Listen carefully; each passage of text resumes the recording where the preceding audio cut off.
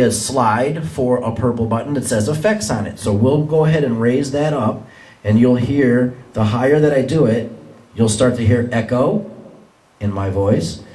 And that's how we control our effects. There are many settings that we can do right here. We already have them set the way that we would like them to sound, as if we were singing.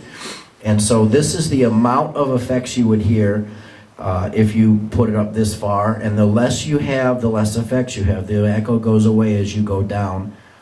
And there are other settings besides echo, but it's pretty much what we have. There's a whole chart of different ways you can set this. That's right over here on this side of the board, and that'll take you to the effects part of it. Going back over here, the green button is for auxiliary, which is something that we're really not going to use. And then you go right above that, and this is the low frequency. I'll turn it up a little bit. This is low is for the bass in your voice. So if you turn it to the right, you're increasing the bass. Check, check, check, check, as you can hear. And if you turn it back to the center, or if you have too deep of a voice and you want to take a little bit of that out, you back it off to the left, and it gets a little tinnier, a little less deep. So we keep that at 12 o'clock. Again, everything's pretty much standard for just a normal sounding voice.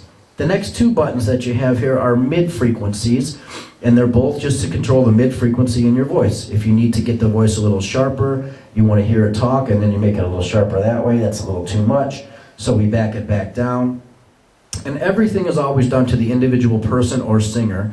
And here's another one, frequency, and we turn it up, turn it down, and we can go back to the 12 o'clock position. And on the very top, we have the high frequency, which is for the highs in your voice, and that really does, as you can tell, hear the difference in my voice. I'm speaking at the same volume. It just changes everything. So we put that there. The red button is the gain. So that's an individual volume control for this particular row of this particular microphone that we're in right now. We turn that up, and we do that. As you can hear, it getting considerably louder, and I haven't touched the master or anything. So you back that down, turn it back down. So that's the end of that particular microphone. And as you know, these slides, again, are only for this individual channel. This looks like a whole lot of stuff that you got going on here, but as long as you concentrate on whichever you're using, whether it's a component, the laptop, the JBK, or the microphone, just know that whichever line you're in, that's going to control all of the volumes, or it'll only affect that particular unit. And then over here to the right, we have a second mic, which is going to go to this one right here. And it's exactly the same thing as I just showed you with the first one. It's also labeled. We have the green colored label here. I can unplug this one because I'm not speaking on it right now. And you can pull this one off. This one doesn't have a button like the other one does. It's just a male XLR plug, and it just plugs right into the line right here. So we color coded this with green, and it says right on it, it says mic 2, so that you know that the other handheld unit is going to go to this one. And you just put mic 2 right in there, and you plug it in. And again, same thing with these buttons here. Just make sure that when you go to talk on this microphone, that you use this volume in addition to the master volume that you've already used. So I think that pretty much sums up that part. I think I'll leave that on. And one thing we didn't go over yet was this special little switch box that we have right here, because depending on what we're using, we may be using the laptop, and we might be using the JBK, depending on what portion of our show we're doing. If we want to go to just the laptop and we're not using the other one, we just hit the one button, and that clicks. That'll get rid of this signal on our monitor over here, and we'll be performing with just the laptop. If we're doing karaoke and we want to use the JBK and get all those special songs in that program that we're using, we simply hit the 2, and we go right to that, and that'll bring us right back to our JBK, and as you can see, it comes right back onto our monitor. We've also taken the time to show you how to hook this up, and these are those other wires we were talking about earlier. And as you can see, the letter G goes right into this video port on the top of this box. It does say video on it. Might have to get a really close, tight shot of that, but it does say video on top of there. And you just take that plug with the G on it, and you follow it all the way over to the G spot on our video PC to TV box. We go all the way over, and here's that G that we were talking about right there. Just like that. So it is pretty easy.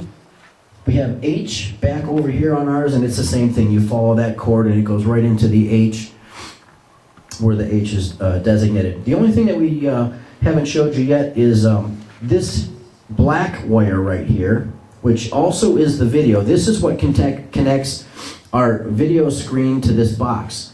So either one of these video plugs is okay. You can use the top one or the bottom one. Either one of them will bring a signal to our monitor. So we had it in the top one. I'll plug in the bottom one just to show you that the monitor still works regardless of which one you use. So if you follow that black cord all the way up and around, we have another set of plugs down here, and it says input on it. And this is the one. See how we lost our picture? Because the video box is not connected.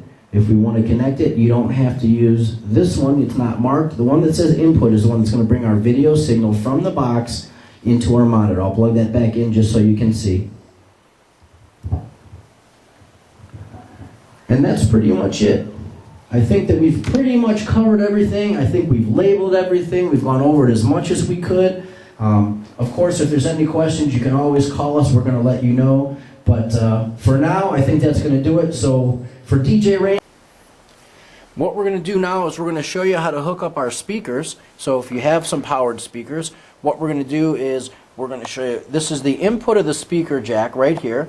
It's also an XLR male plug. We've taken the time to put some red tape around here and write the word speaker right on it. So that's how we're going to get the signal from our speaker here. You're going to follow our cord. It's going to go all the way into our DBX machine. As you can see, we have our mixer here, but I'm going to move that out of the way so you can see where that's hooked up. So what we're doing is, as you can see from the back, here's the red tape that ties in our speaker into the back of our DBX machine. If you notice over here to the right a little bit, you also see some more XLR plugs. There's green tape on these ones, and this is in case you're using subs, like powered subwoofers, and you obviously can just follow the green, and that goes into the subwoofers. The other end of the cables are also green so that you know that they go into the subs, and we've taken the time to write the word sub on them. Over here to the far side, if I move this just a little bit more, I'll show you that the white tape is what's going to bring our XLR cables. This is going to get our sound from the DBX into the top of our mixing board, which is right here.